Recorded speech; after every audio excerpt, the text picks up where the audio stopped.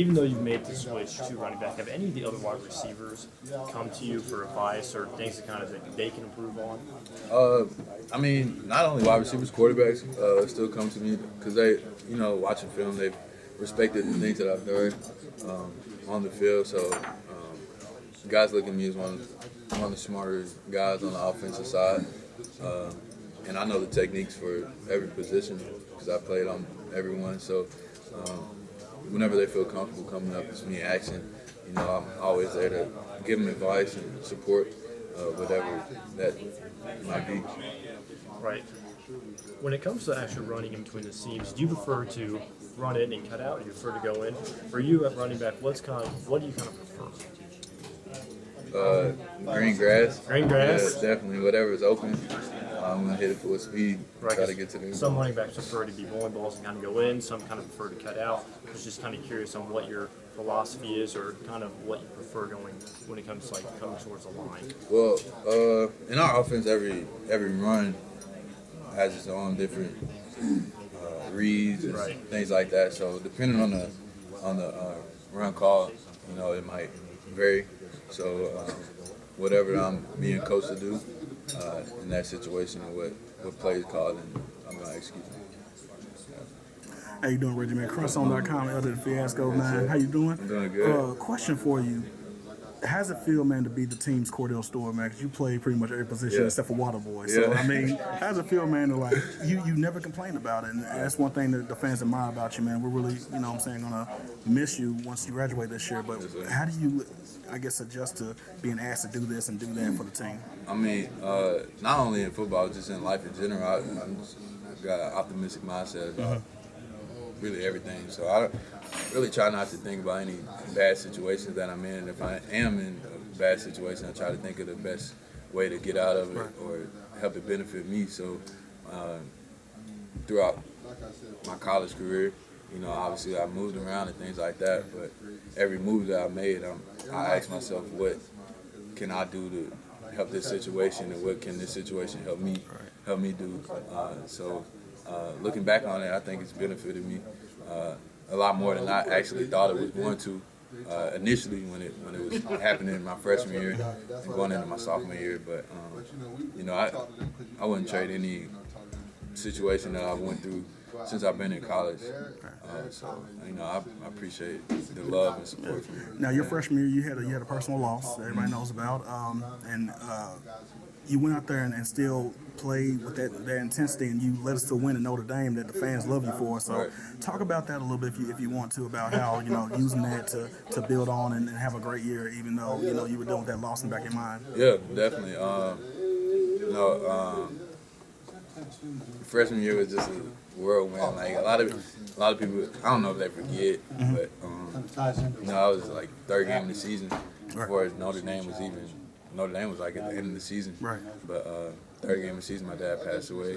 So then the next week after that, I made my first start against Wake Forest, and we won that game. That game's more like crazy to me to think about because literally it was just a week after to the date that I was making the next start, our first career start, and winning that game. So that's right up there with the Notre Dame game for me. But it was a tough time.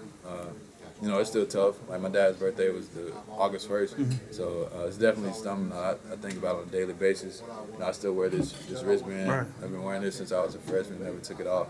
So I always remember him when I look down at this, and my mind says now just continuing the Bonnafon legacy because there's not too many of us in the city. Right.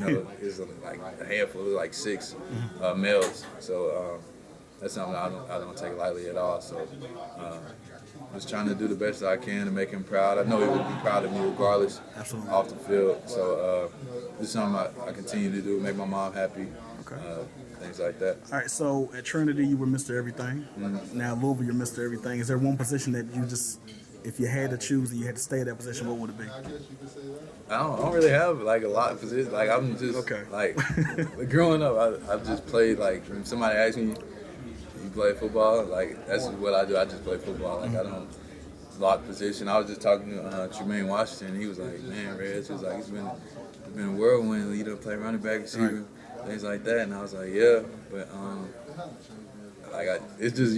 used to it really. Like it's something I've always done. So I don't look at it as me being like a Superman or anything like that. But a lot of guys around the team just admire that about me because a lot of people aren't able to do that at this level and still compete at a high enough level to actually play. So yeah. We've had some great hometown kids come through, man. Michael Bush, James Quick to be exact.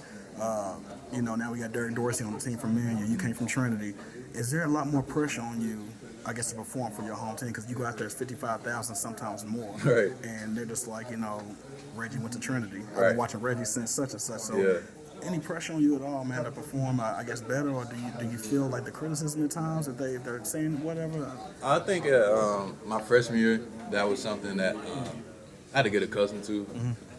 Just because there wasn't anywhere I could go without somebody talking about how I played last week or next week or something like that. So I think it's an adjustment that I would give younger guys, thinking about coming here, is just, be prepared for that because there's no like getting away from it because obviously we're the mecca of the city. Like, we're the show in town. Yeah, we definitely definitely looked at as professionals and things like that. So going to the mall and hearing little kids have their comments. So like now, but me being a lot more mature, I embrace it. It's my city. I love it.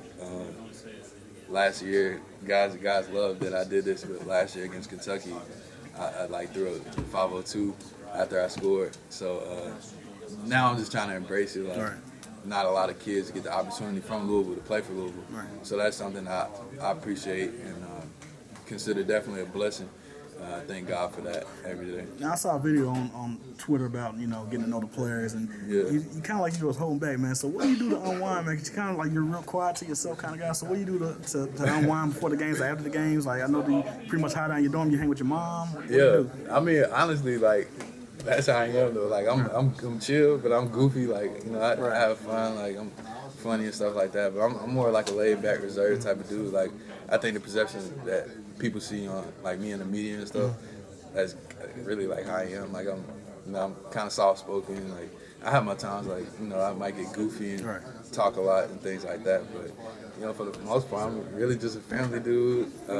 Chill with my girlfriend, stuff like that. So. Last question, man. Everybody wants to talk about Clemson because it's been so close the last 3 years. Right. What's one team, man, that you, aside from Clemson, that you're interested to go to either their place or them come here? You can mention them guys down the road if you want to. I'm not going to mention it. But You said that I'm interested in that playing. you're interested in playing. Like Drew Bailey said, North Carolina was the team that he can't wait to go down there and play at Chapel Hill. I mean, honestly, I'm looking forward to Purdue. Like, I think that's going to be a cool game. Yeah. NFL Stadium? NFL Stadium. I played there before in high school, so I know the type of stadium it is. A great, beautiful place to play. Families hyped up about going down to Indianapolis. And, Brom and Pacino had their, little time together and stuff. So I think it's gonna be a fun little battle. All right, man. We wish you the best, man. Good to meet you. CrunchZone.com. Yes, sir.